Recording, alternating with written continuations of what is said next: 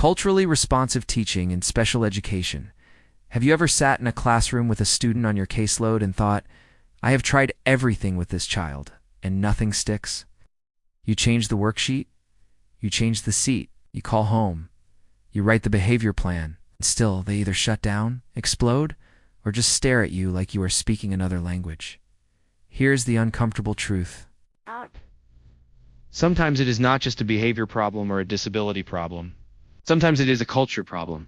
They're teaching in a way that does not connect with who that student is. Today I want to talk honestly about that. My name is Mr. G. I work in special education, and I spend a lot of time thinking about how culture, disability, and learning all collide in the classroom. In this video, we are going to talk about culturally responsive teaching in special education. I am going to cover 5 main things. 1. What culturally responsive teaching actually is, and what it is not. 2. Why it is critical in special education settings, not just general education. 3.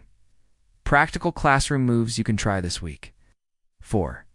How to partner with families without being fake or performative. 5.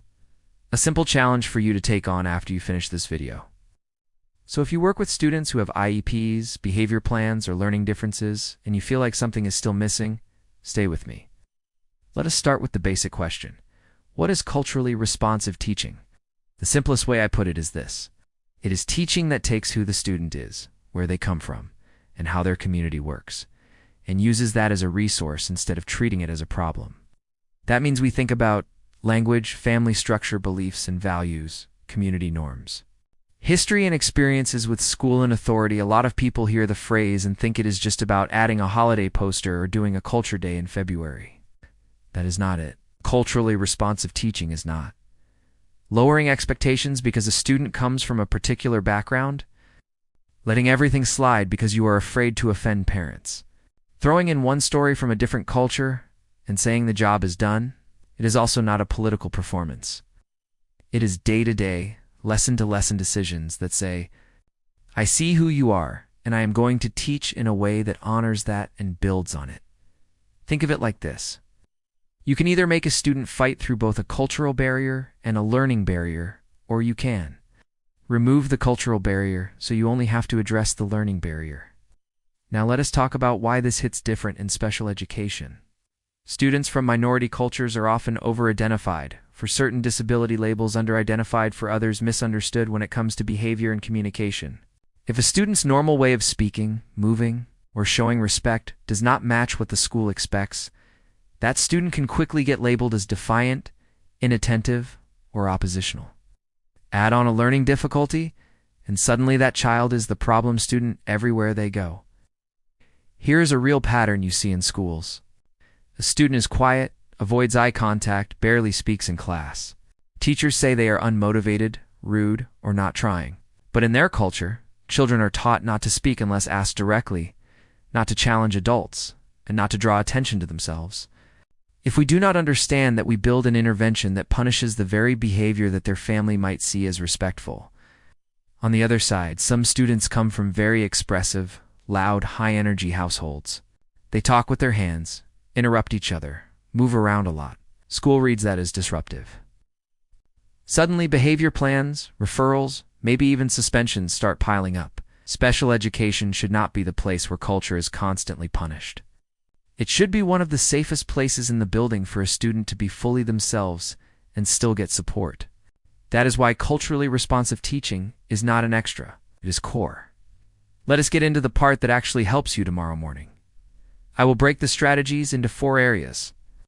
1. Environment. 2. Instruction. 3. Behavior and relationships. 4. Assessment. You can listen and pick 1 or 2 to start with. Environment. Ask yourself, if a student walked into my room, would they see anything that reflects them? That could be names and examples that sound like the names in your community. Visuals that show families and students who look like them.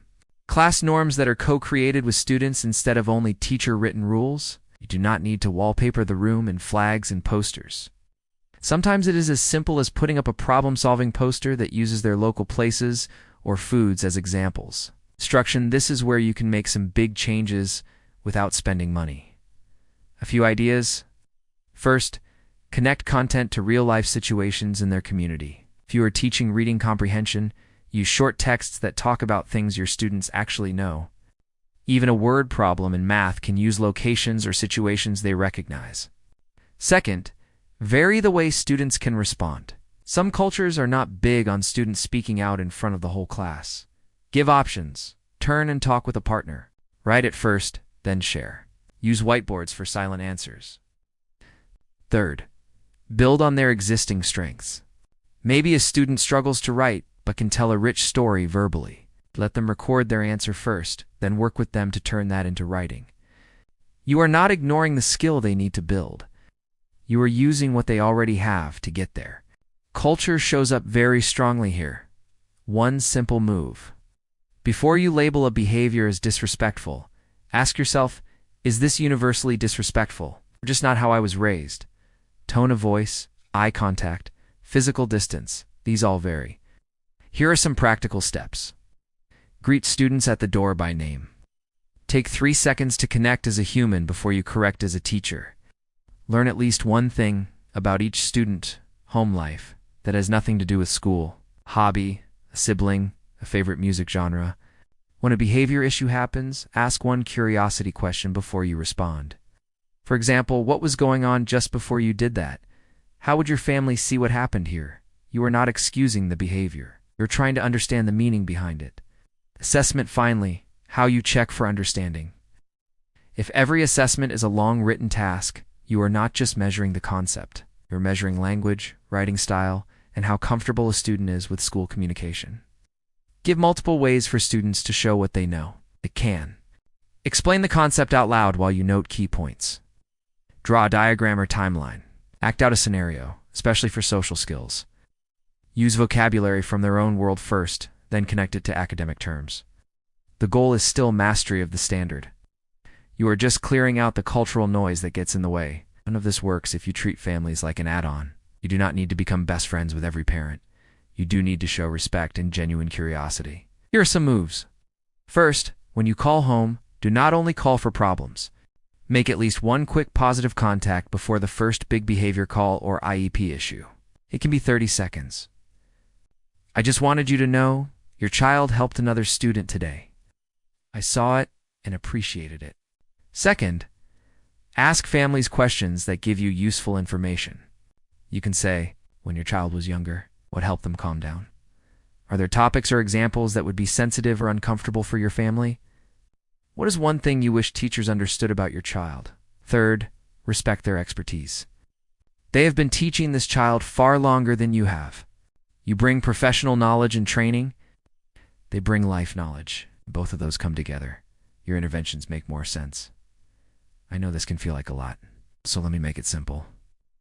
Here is a 3-step challenge you can start this week. Step 1. Pick one student who you feel you are not fully reaching. Write down everything you know about their culture, family, and community. If that list is almost empty, that tells you something. Step 2. Choose one lesson next week where you intentionally connect the content to that student's world. Use an example from their background. Change the names in the problem, or give them a choice in how they respond that fits their style. Step 3. Talk to the family even briefly. Ask one question about what works at home and try that strategy in class. Then pay attention. Does engagement shift even a little? Do behavior incidents drop during that lesson? That is culturally responsive teaching. Not a huge program, not a perfect checklist, just small, consistent choices that say, I see you. If you are still here, you are the kind of educator who cares enough to do the hard work, not just complain about students and families in the staff room. In future videos, I am going to break this down by specific areas. We will look at culturally responsive behavior plans, IEP meetings, and even how to write goals that do not erase a student's identity. If you want more of that, subscribe, like the video so the algorithm knows this is worth showing to other teachers, and drop a comment telling me one small change you are going to try this week. You do not have to fix the whole system by yourself, but you can make your classroom a place where students with disabilities and diverse backgrounds feel seen, respected, and challenged. Thanks for watching. I'm Mr. G. See you in the next one.